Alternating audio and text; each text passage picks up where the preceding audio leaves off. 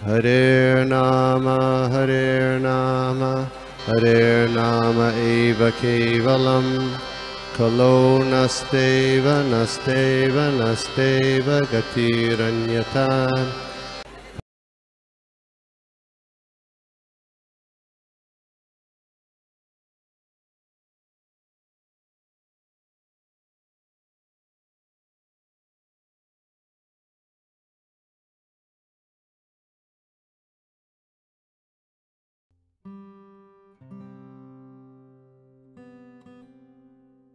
हरे कृष्णा. सर्वांचं स्वागत आहे आजच्या आपल्या या मराठी भगवद्गीता सत्रामध्ये. आज आपण पाहणार आहोत चौथ्या अध्यायाचा श्लोक नंबर 8 च्या पुढे आपण पाहूया. मी श्लोक शेअर करतो, त्याच्या आधी आपण प्रार्थनेने चालू करूया. ओम ज्ञानतिमिरान्धस्य ज्ञानाञ्जनशलाकया चक्षुरुन्मीलितं येन तस्मै श्रीगुरुवे नमः. श्रीचैतन्यमनोभीष्टं स्थापितं येन भूतले स्वयं रूपकदा मह्यं ददाति स्वपदान्तिकं. वन्देऽहं श्रीगुरु श्रीयुतपदकमलं श्रीगुरुन् वैष्णवांश्च.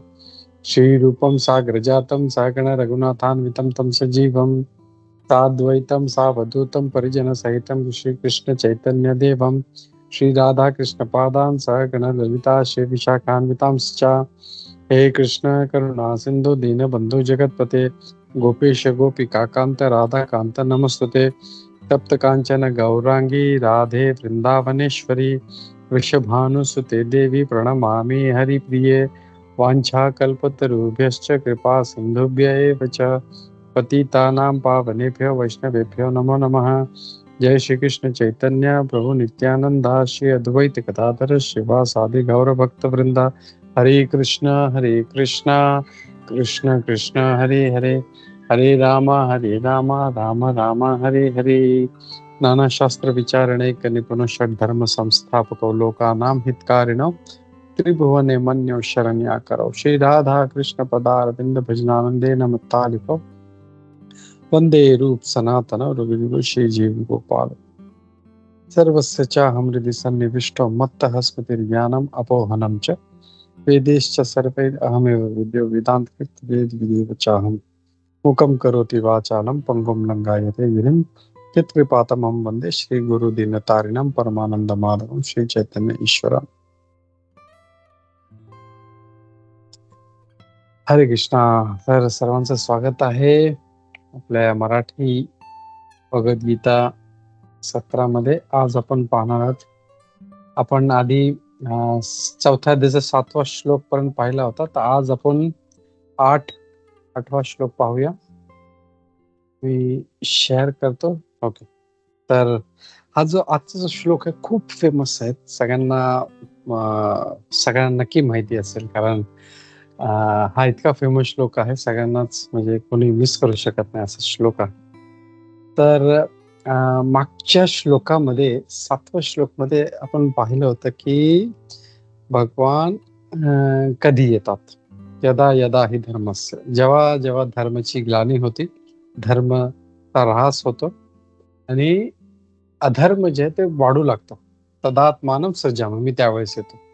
मग ते आल्यावर पुढे ते काय करतात, परित्राणाय साधूनाम, ते आपण आजच्या श्लोक मध्ये पाहूया. मी श्लोक वाचतो, कोणाला रिपीट करायचं तर रिपीट करू शकता. परित्राणाय साधूनाम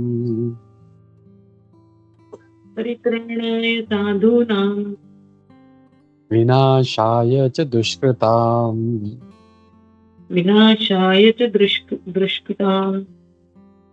धर्म संस्थापनार्थाय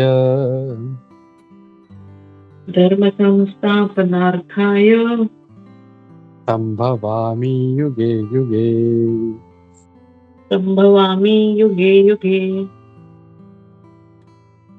कोणाला ट्राय करायचं अजून? जय श्री माताजी, सोनल माताजी.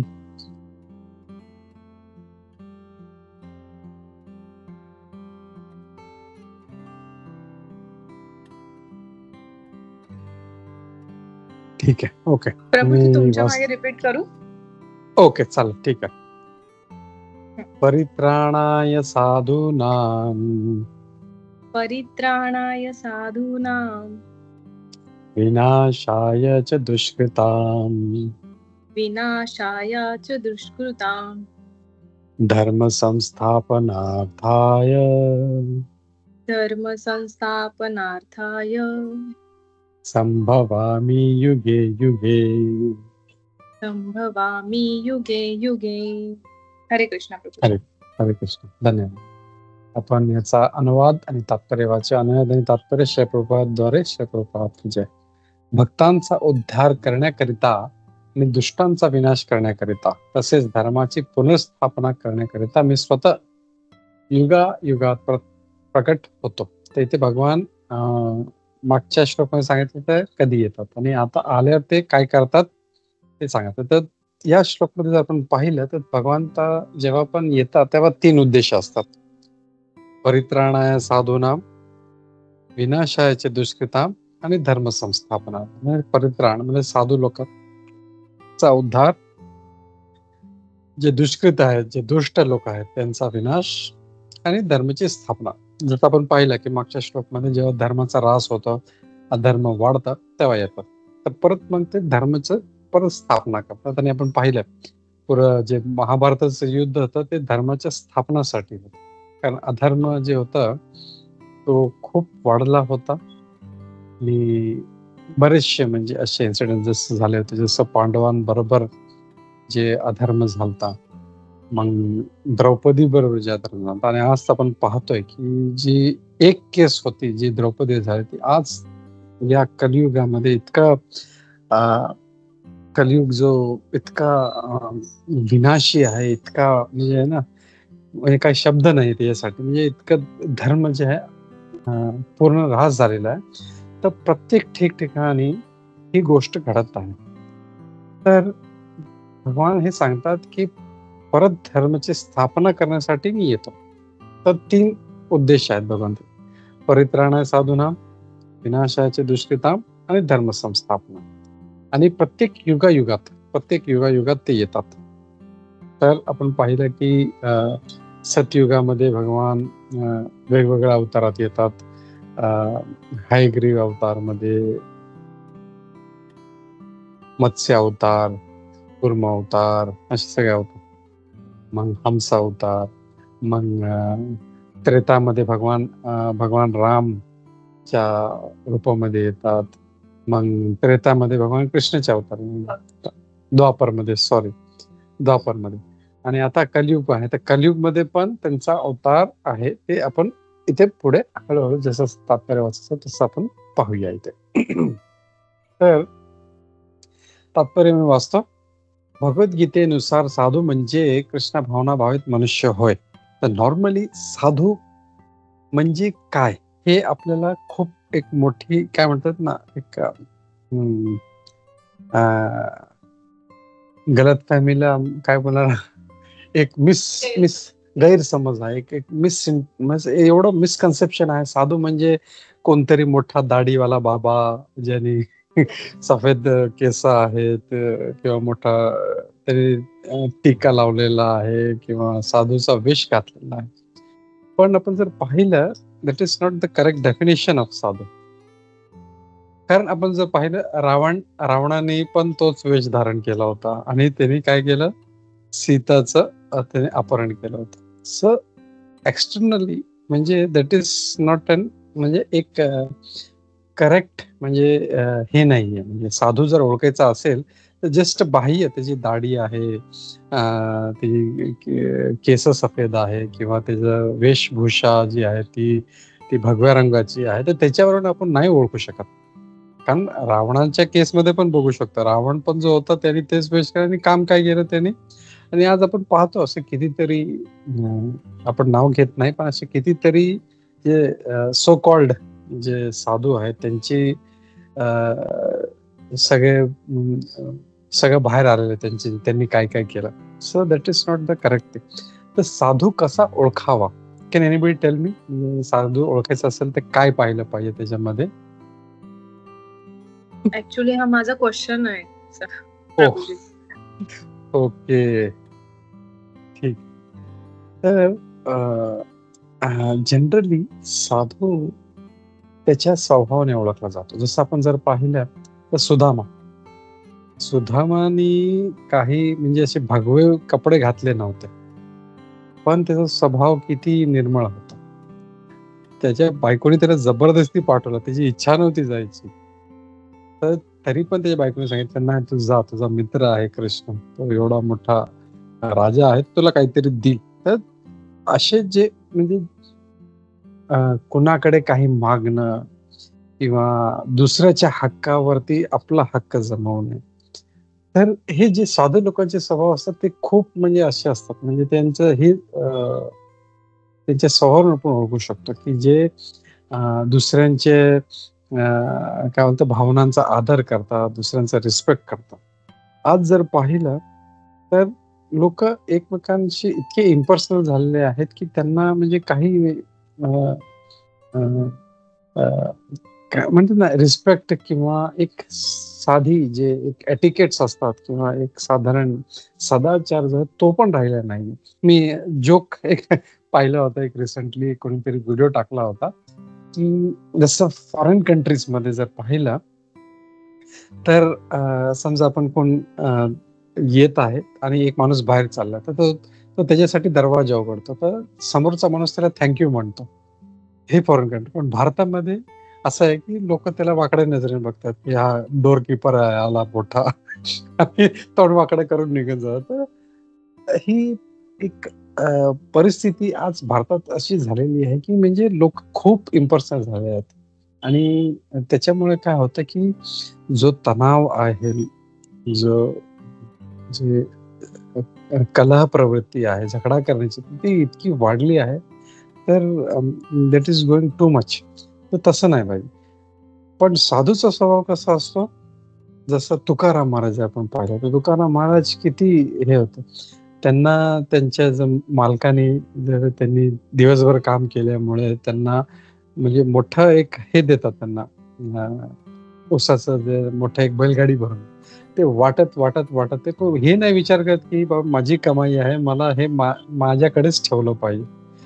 ते म्हणजे लोकांचा उद्धार करण्यासाठी असतं की बाबा ठीक आहे, हा एक आहे, ह्याला गरज आहे, चला ह्याला पण देतो. असं पूर्ण गाव शेवटचा एक एक ऊस राहतो, ती पण एक एक कोणतरी एक लहान पोरगी का एक बाळ ते बोलतं मला देऊन टाका आणि ते देऊन टाका. म्हणजे त्याला मनामध्ये त्याला साठवण्याची किंवा जमा करण्याची ती अजिबात इच्छा नसते. So that is the nature of a साधू. साधू म्हणजे जो आपण जसं शास्त्रामध्ये पाहतो तुकाराम महाराज आहेत आणि असे भरपूर आहेत जे नेहमी भगवंतांचं स्मरण करतात किंवा लोकांचा विचार जे करतात, लोकांना रिस्पेक्ट देतात. तर हे हे जे आहे हे आपण त्यांना समजू शकतो ते खरे साधू.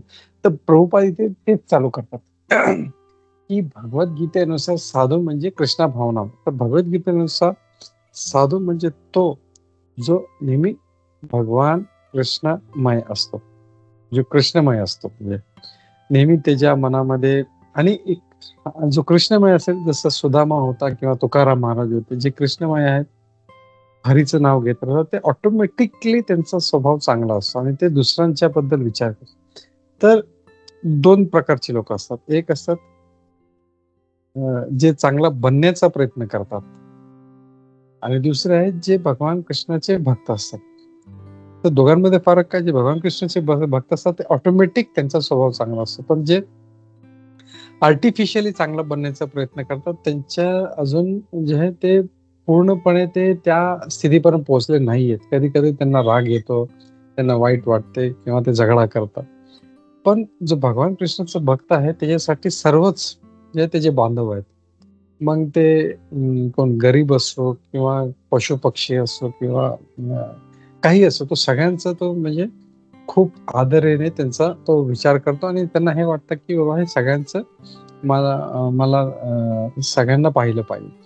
तर साधू म्हणजे जो कृष्ण भावना भावित व्यक्ती आहे तो नेहमी भगवान कृष्णाचं चिंतन करतो तो. एखादा मनुष्य अधार्मिक आहे असे दिसू शकते, पण जर तो कृष्ण भावनेच्या गुणाने संपूर्णपणे युक्त असेल तर त्याला साधू समजतात. तर बाह्य रूपे असं वाटेल की बाबा त्याला तो म्हणजे असं अधार्मिक आहे. जसं पाहिलं उदाहरण कोण आहे का? असं तर काय आहे, हा, जसं आपण पाहिलं प्रल्हाद महाराज जे होते ते दैत्य कुळातले होते, म्हणजे राक्षस कुळचे होते. पण त्यांचा स्वभाव कसा होता? ते नेहमी भगवान कृष्णाच्या चिंतन मध्ये राहायचे. He was always Krishna conscious. तर ते त्यांना साधून तर जो इथे काय लिहिलं, पण जर जो कृष्ण भावनेच्या गुणाने संपूर्ण युक्त असेल तर त्याला साधू समजलं पाहिजे. आणि जे कृष्ण भावनेची मुळीच पर्वा करीत नाही त्यांना दुष्कृताम. आणि जो अजिबात कृष्णाची पर्वा करत नाही, कृष्ण भावनेची पर्वा करत नाही, तर त्यांना दुष्कृत किंवा जे असुरी आहेत त्यांना असं म्हणू शकतो. हा शब्द लागू पडतो. असे दुष्ट किंवा दुष्कृताम लोक भौतिक शिक्षणाने जरी विभूषित असले तरी त्यांचे वर्णन मूर्ख आणि मानव जातीतील अत्यंत निकृष्ट म्हणून करण्यात आले आहे. तर बाह्य रूपे असू शकते की बाबा तो खूप मोठा शिकलेला किंवा PhD केलेला किंवा सायंटिस्ट किंवा डॉक्टर, पण जर भगवंताची जर त्याला काही हे नाही, कृष्ण भावनेबद्दल काही त्याला जाणीव नाहीये, तर असे व्यक्ती दुष्कृत लोक म्हणून त्यांना ओळखलं जातात. ते इथे आपण साधू आणि दुष्कृत म्हणजे सुकृत आणि दुष्कृत जे आहे ते फरक आपल्याला इथे सांगितलेला आहे. परंतु जे पूर्णपणे कृष्ण भावनेमध्ये संलग्न आहेत ते जरी अशिक्षित किंवा असंस्कृत असले तरी त्यांना साधू म्हणून मानले पाहिजे. तर जसं आपण पाहिलं की ते आपले बरेचसे संत लोक आहेत म्हणजे जे असं म्हणू शकतो ते आर नॉट व्हेरी एज्युकेटेड, म्हणजे काही लोक त्यांना अडाणी म्हणायचे किंवा काय, पण त्यांची भक्ती इतकी अपार होती की ते जसं तुकाराम म्हणजे परत जर बघितलं तर ही वॉज सो म्हणजे ऍब्झॉर्ब, सारखं म्हणजे जय हरी विठ्ठल जय हरी सारखं भगवंताचं नाव घेत राहायचे. ते सारखं भगवंताचं नाव घेत राहायचे ते. तर एक्सटर्नली म्हणजे इथे ते प्रभुपादजी याच गोष्टी देत आहे की एक्सटर्नली आपल्याला नाही पाहिजे. ते बाह्य तो जरी साधू दिसत असेल, भगवा कपडा घातला असेल, दाढी असेल, पण ही कॅन बी एन असुर, जसं रावण होता. आणि बाह्य रूपे जरी तो असुर दिसत असेल जसं प्रल्हाद महाराज, तरी ही कॅन बी ए साधू. तर हे आपल्याला फरक त्याच्या नेचरवरून समजला पाहिजे. हे ते नास्तिक लोकांबद्दल सांगायचे तर ज्याप्रमाणे रावण किंवा कंस या असुरांचा विनाश करण्यासाठी स्वतः भगवंतांना अवतरित व्हावे लागले, त्याप्रमाणे नास्तिक लोकांचा विनाश करण्यासाठी स्वतः अवतरित होण्याची आवश्यकता नाही. तर जसं इथे एक गोष्ट इथे प्रभुपादजी इथे सांगत आहे की जसं कंस किंवा रावण यांचा वध करण्यासाठी साक्षात भगवंताला यावं लागेल. जसं रावणाला मारण्यासाठी स्वतः भगवान राम आले, कंसाला मारण्यासाठी भगवान कृष्ण आले. तर आजकालचे जे लोक आहेत त्याच्यासाठी असं लोकांना वाटतं की साक्षात भगवान येतील आणि त्यांचा नाश करेल. तसं गरज नाही. तर इथे आचार्य लोक जे आहेत ते खूप एक चांगली गोष्ट सांगते. जसं इथे सांगितलं की 3 उद्देश आहेत भगवंताचे: परित्राणा साधूनाम, विनाशाचे दुष्कृता, धर्म संस्थापना. तर या तिघांमध्ये सर्वात महत्वपूर्ण आहे ते आहे परित्राणा साधूनाम. साधूचा परित्राण करण्यासाठी किंवा त्यांच्या भक्तांचा उद्धार करण्यासाठी त्यांचा मुख्य उद्देश असतो. आणि विनाशाचे दुष्कृता म्हणजे धर्म संस्थापनार्थ आहे, त्याच्यासाठी साक्षात भगवंतांना याची गरज नाही. ते आपल्या कुठलेही आपल्या माध्यमातून ते करून घेऊ शकतात. ते त्यांना त्याच्यासाठी स्वतः याची गरज नाही. जसं आता समजा मी सांगितलं प्राईम मिनिस्टर आहे, पंतप्रधान मोदीजी आहेत, त्यांना छोटे मोठे जे क्रिमिनल्स आहेत त्यांना सजा देण्यासाठी त्यांना स्वतःची याची गरज नाही. त्यांचे भरपूर एजंट आहेत, इथले मिनिस्टर आहेत, वकील आहेत, जज आहेत, त्यांचे भरपूर आहेत. तसं भगवंताचं पण तसं. हे असे जे दुष्कृत लोक आहेत त्यांना दंड देण्यासाठी त्यांना याची गरज नाही.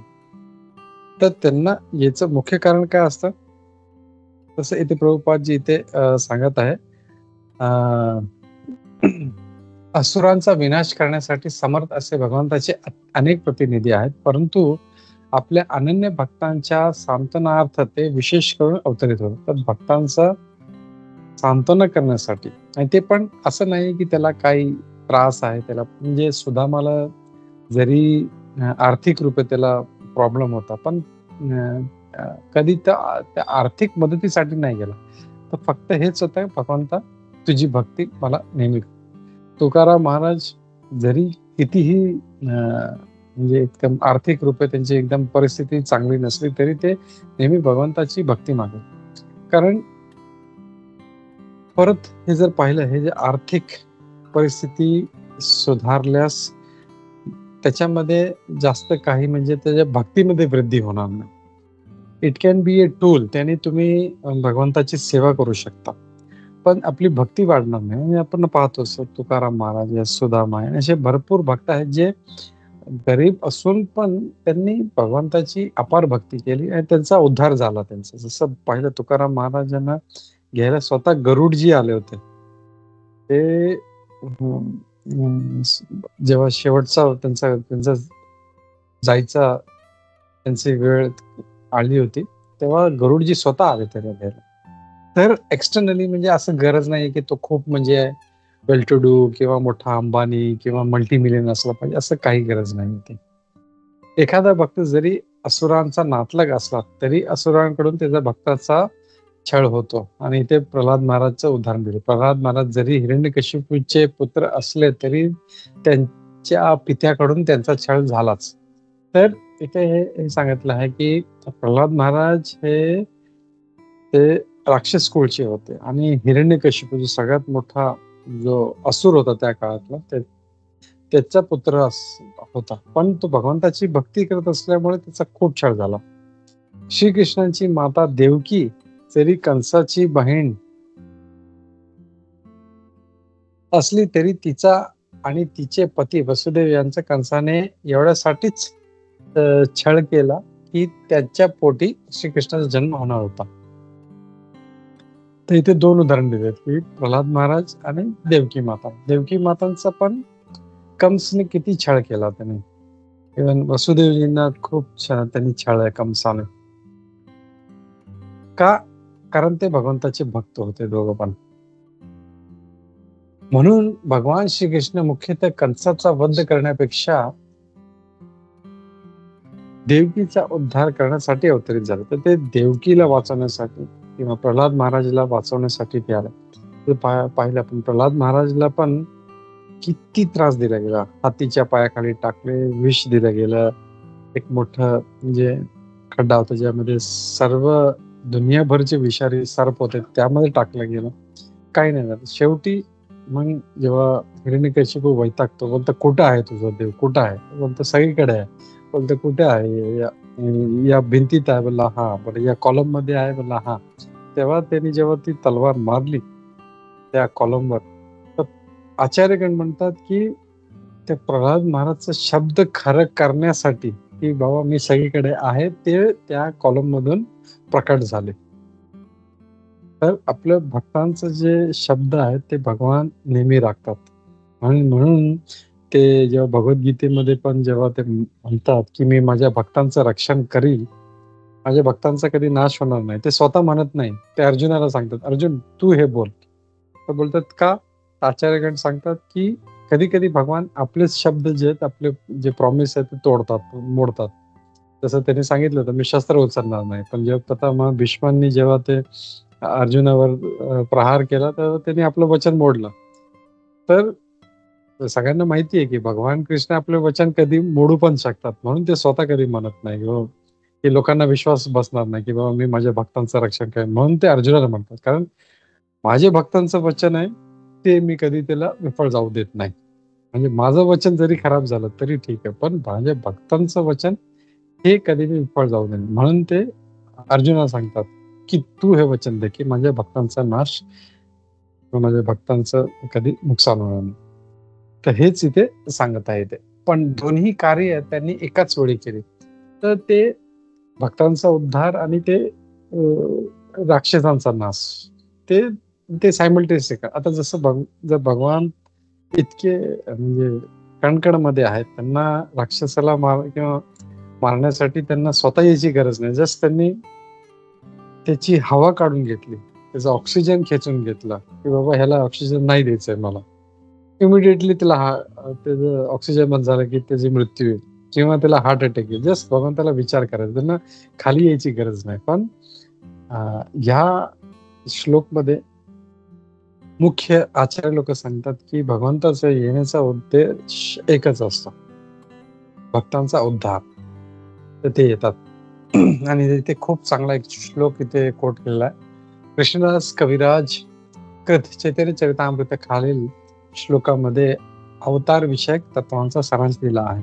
ते सांगतात, सृष्टी हेतू येई मूर्ती प्रपंच अवतारे, सेई ईश्वर मूर्ती अवतार नाम धरे, मायातीत परब्रह्म सबार अवस्थाने, विश्वे अवतरी धेर अवतार नाम. इथे सांगतात, भौतिक सृष्टी प्रकट होण्याकरिता भगवत धामातून भगवंताचा अवतार होतो. याप्रमाणे भगवंताचे जे विशिष्ट रूप अवतीर्ण होते याला अवतार. अवतार म्हणजे कोण?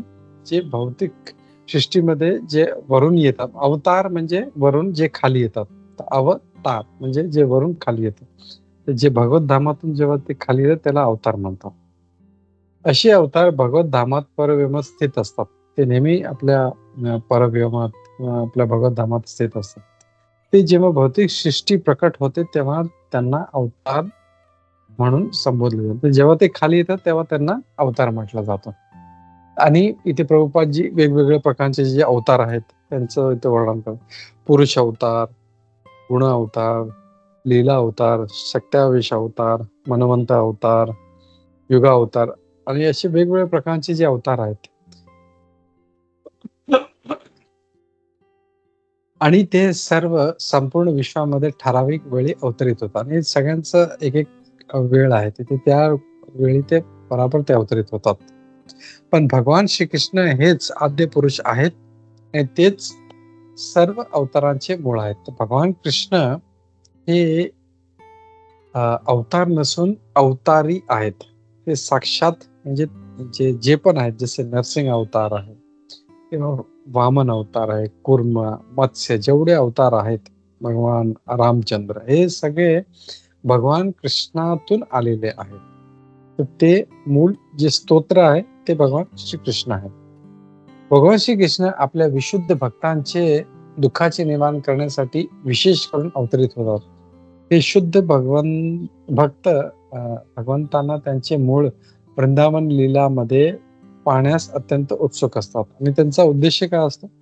शुद्ध भक्त जे असतात ते भगवंताला पाहण्यासाठी उत्सुक असतात आणि म्हणून त्यांची ती इच्छा पूर्ण करण्यासाठी भगवान अवतरित होतात. म्हणून कृष्ण अवताराचे मुख्य प्रयोजन त्यांच्या अनन्य भक्तांना संतुष्ट करणे हे आहे. भगवंत सांगतात की प्रत्येक युगा अवतरणी होतात. तर प्रत्येक जसं आपण बोलत होतो की जसं त्रेतामध्ये भगवान रामचंद्र आले, द्वापरमध्ये भगवान कृष्ण आले, तसं कलियुगमध्ये एक अवतार आहे कली, जे कलियुगाच्या शेवटी होणार आहे. भगवान सगळ्यात शेवटी कल्कीचा अवतार घेऊन. आणि एक अवतार आहे त्याला छन्न अवतार म्हणतात, जे चैतन्य महाप्रभू आहेत. चैतन्य महाप्रभू आताच 550 वर्षापूर्वी भगवान कृष्ण साक्षात ते चैतन्य महाप्रभूच्या रूपात आले होते. आणि त्यांनी काय केलं, हे जे संकीर्तन आंदोलन आहे त्याचा प्रचार आणि प्रसार पुऱ्या भारतात केला. आणि तेच जो मूड आहे, तोच हे जे आंदोलन आहे, हे संकीर्तन आंदोलन, ते प्रभुपादजींनी पूर्ण विश्वामध्ये त्याला पसरवलं त्यांनी. तर चैतन्य महाप्रभू हे छन्न अवतार म्हटलं. छन्न म्हणजे इट्स अ हिडन अवतार, म्हणजे ते त्याचं जास्त म्हणजे डायरेक्ट त्याचं संबोधन नसतं. पण आपण जर पाहिलं तर भागवतम मध्ये, मग दुसरे बरेचसे उपनिषद आहे, वेदांमध्ये, शास्त्रांमध्ये हे त्यांचं वर्णन दिलेलं आहे की कसे भगवान कृष्ण चैतन्य महाप्रभूच्या स्वरूपात येऊन ते कलियुगमध्ये ते हे संकीर्तन आंदोलन पसरवतील. तर हे त्याला हिडन अवतार म्हणतात. तर ते चैतन्य महाप्रभू आहेत.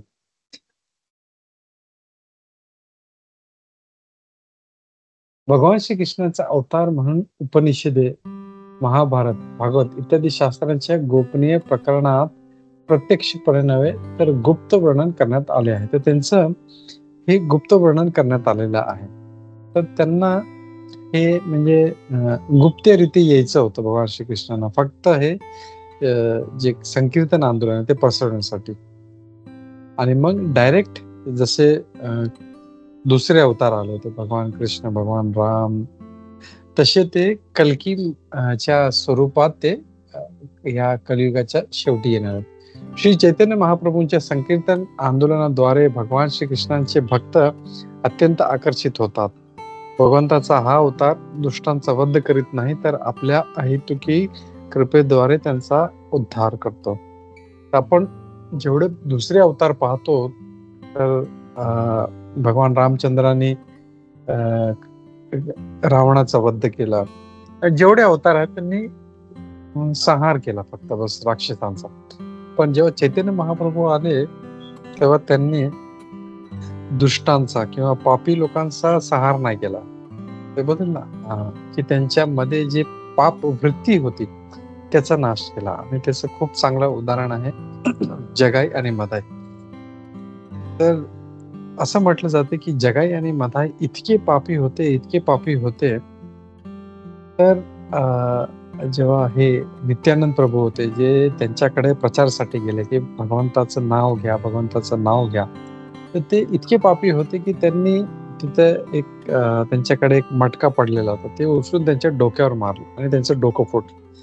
तर लगेच एक भक्त धावत चैतन्य महाप्रभूकडे गेला की महाप्रभू बोललं नित्यानंद प्रभूंचं डोकं फोडलंय जगाई आणि मधाईने.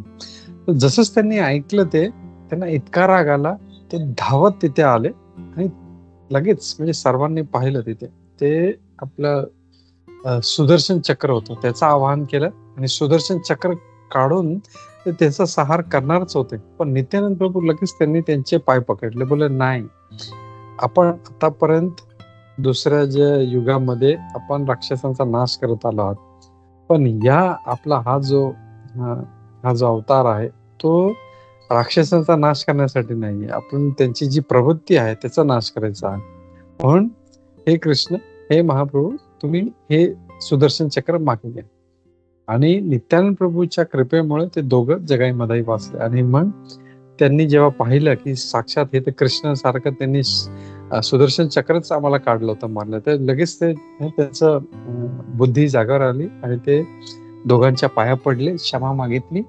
त्याच्यानंतर दोघंही एवढे मोठे भक्त झाले भगवान कृष्णाचे की त्यांनी पण भगवान कृष्णाचं नाव, हे जे हरे कृष्ण महामंत्र आहे, हरे कृष्ण कृष्ण कृष्ण हरे हरे, हरे राम राम राम हरे हरे, हे हरे कृष्ण महामंत्राचा प्रचार आणि प्रसार त्यांनी पण केला आणि जप करणं चालू केलं. तर जर पाहिलं तर आजचा श्लोक जो आहे त्याच्यामध्ये भगवंतांचे येण्याचे 3 उद्देश दिले आहेत. एक, भक्तांचा उद्धार. दुसरं, दुष्कृत जे आहेत राक्षसांचा नाश करण्यासाठी आणि धर्माची स्थापना करण्यासाठी. पण सगळ्यात मुख्य कारण आहे परित्राणाय साधूना, जे साधू जे आहेत किंवा जे भक्तगण आहेत त्यांचा उद्धार करण्यासाठी. आणि दुसरं आपण पाहिलं की साधू हे आपण एक्सटर्नली नाही पाहिलं पाहिजे की बाबा ह्याने कपडे घातले आहेत, हा भगवा कपडा घातलेला आहे किंवा ह्याने एक दाढी ठेवलेली आहे, तर त्याच्यावरून आपण त्याला साधू नाही म्हणू शकत. तर साधू हे त्याच्या गुणावरून आपल्याला ओळखलं पाहिजे. तर हाच मेसेज आपण ह्या आजच्या श्लोकांमधून घेऊ शकतो. तर मी थांबतो इथे. कोणाचं काही प्रश्न असतील तर आपण घेऊया. हरे कृष्णा. नाही ना, हरे कृष्ण प्रभूजी, खूप खूप धन्यवाद कुंजेश्वरी माताजींना पण खूप खूप धन्यवाद. त्यांनी मला आठवण, कारण हा रोज नसतो ना तेव्हा, त्याच्यामुळे लक्ष जात नाही तेवढं. ते कुंजेश्वरी माताजींनी आठवण करून दिली. आणि कुंजेश्वरी माताजींना पण लाख लाख धन्यवाद. तुम्हालाही धन्यवाद. तुमच्या कृपेने कानामध्ये हे अमृताचे बोल पडतात आणि मग एक पवित्र झाल्यासारखं वाटतं. बरं वाटलं. खूप खूप अभिनंदन. थँक्यू थँक्यू थँक्यू माताजी. हरे कृष्ण. येस वंदना माताजी. हरे कृष्ण. हा, मी शाळेत होते ना तेव्हा ते सिंगिंग कॉम्पिटिशन मध्ये काहीतरी एक गाणं दिलं होतं, त्याच्यात अभंग होता. मला आता पुढचं मागचं काय आठवत नाही. 2 ओळी सारख्या डोक्यात घुमत असतात.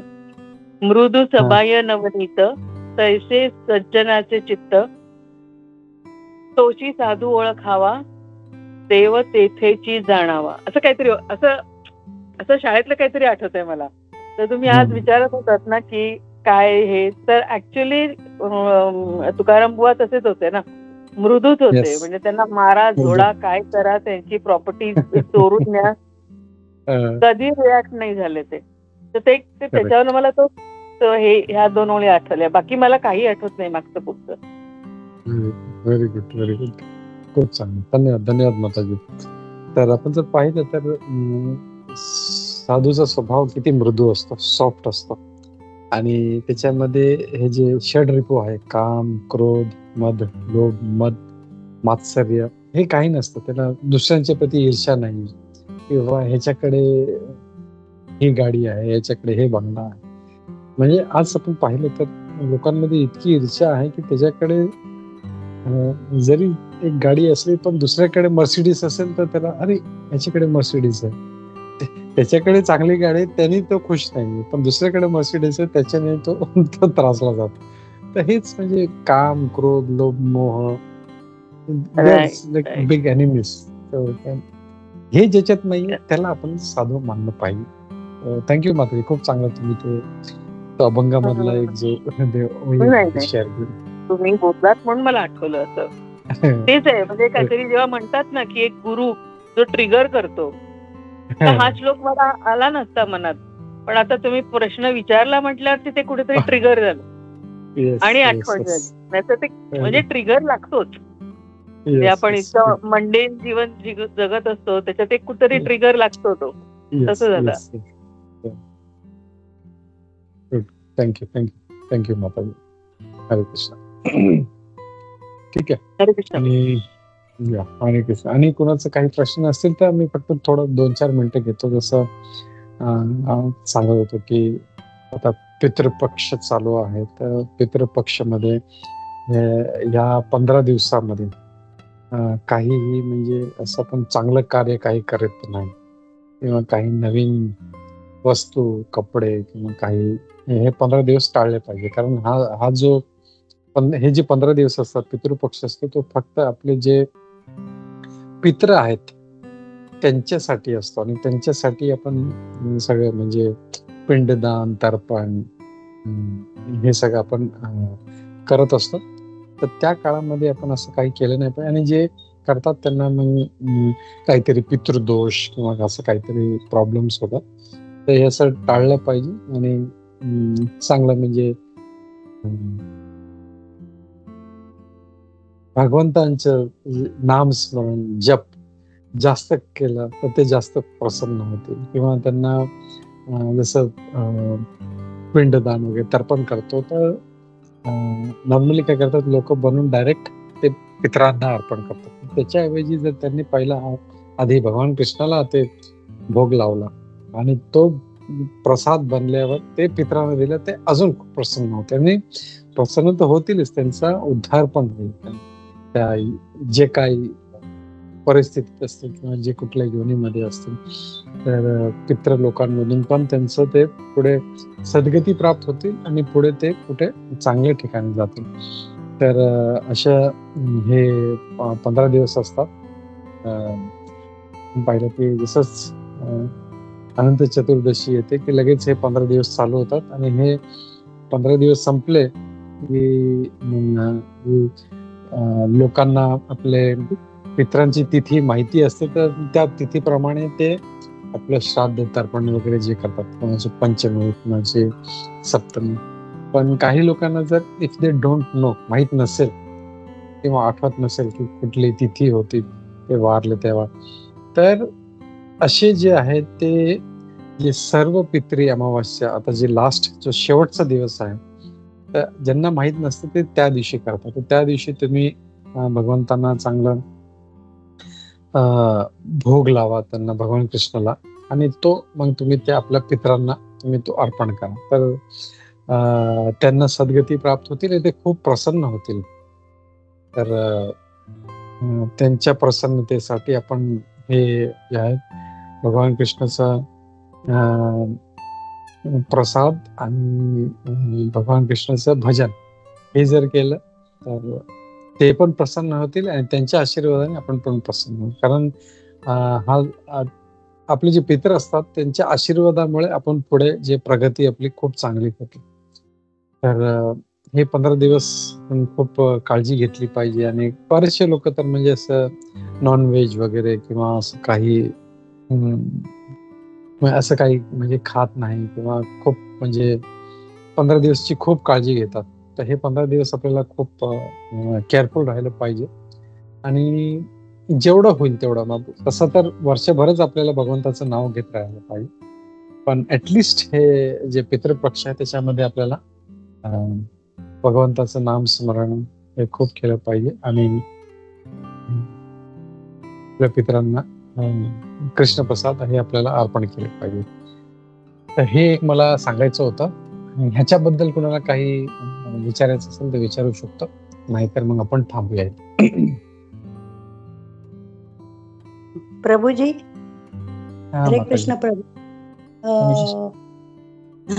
काय ते आपण हे करतो, काकवळ ठेवतो, ते इथे कावळेच नाहीये. ते काय म्हणजे ठेवतो आम्ही, हे ठेवतो, पान ठेवतो बाहेर, पण कावळे नाहीये तिथे. आता कसं आहे की कावळे जे आहेत ते एक स्वरूप आहे, ते त्या स्वरूपात येऊन, पण नसेल तर आपण काही करू शकत नाही त्याला. पण मनाने जर आपण जसं बोलतो ना, भगवान कृष्णाला जर आपण अर्पण करून आपण मनापासून त्यांना स्मरण केलं की बाबा हे तुम्हाला मी हे प्रसाद आणि तुम्हाला भोग दाखवतोय, तर ते नक्की अर्पण करते.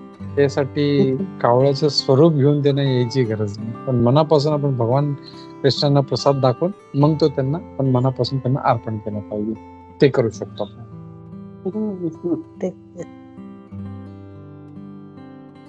हरे कृष्ण प्रभूजी, थँक्यू. हरे कृष्ण, थँक्यू. ठीक आहे, चला आपण थांबूया इथे. येस, वंदना माता. पण का नाही करत माता?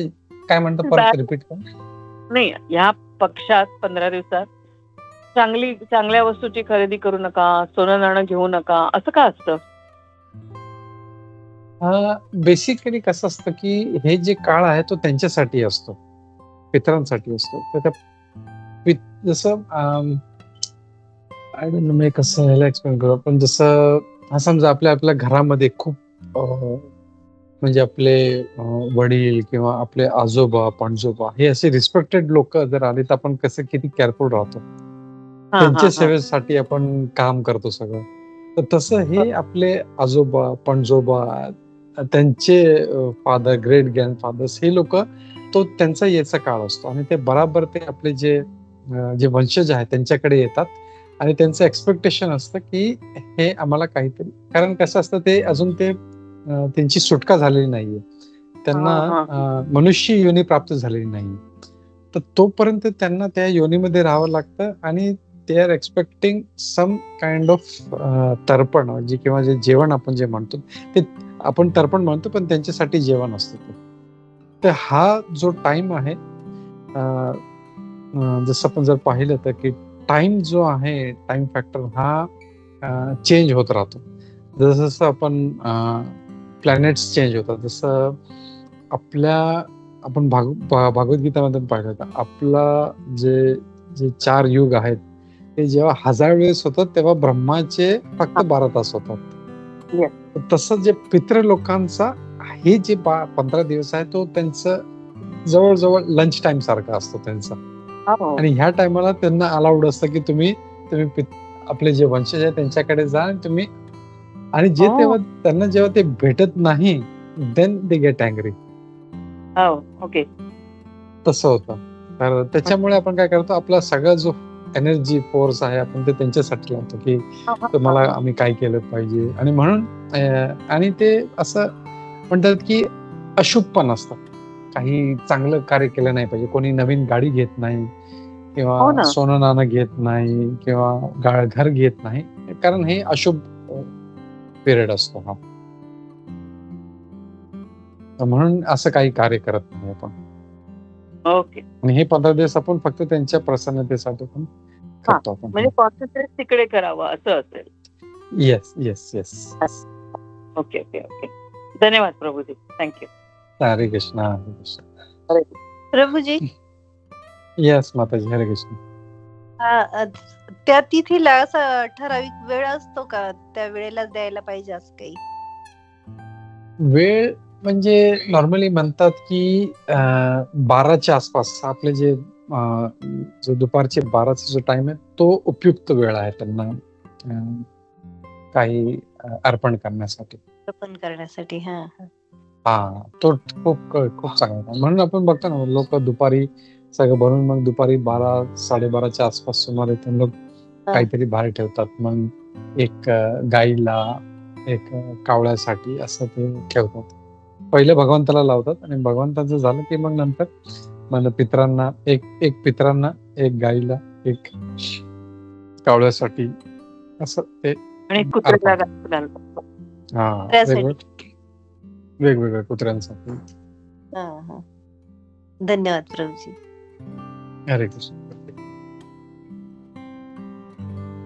हरे कृष्ण प्रभूजी.